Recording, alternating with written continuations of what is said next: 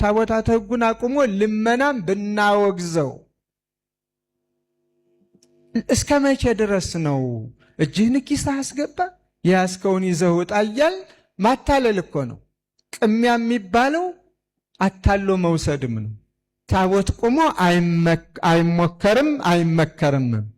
ታቦት አቁሞ ልመና አይደረግም።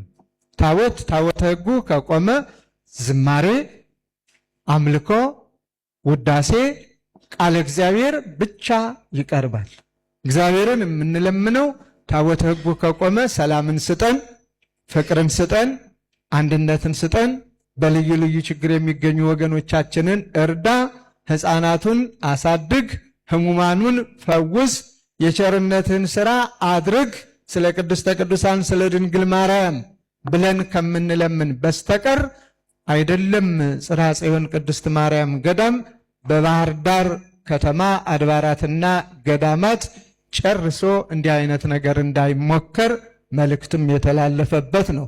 አንዳንድ ጊዜ አዩኝ አላዩኝ ብለው የሚሞክሩ ቢኖሩ እነሱም ህዝቡም እሺ አይልም። ይህ ሐረርም በነበርኩበት ጊዜ ተግባራዊ የሆነ ነው። ታቦተ ሕግ አቁሞ ልመና የኢትዮጵያ ቤተክርስቲያን ድርሻ አይደለም። የኢትዮጵያ ቤተክርስቲያን ዓላማ አይደለም። አባቶቻችን አላወረሱንም። አባቶቻችን ያላወረሱንን ነገር መጠቀም ደግሞ ውድቀትን ነው የሚያመጣ። እኛ ያላከበርነውን የገንዘብ መለመኛ ያደረግነውን ታቦተ ሕግ ማንም ሊያከብርልን አይችልም።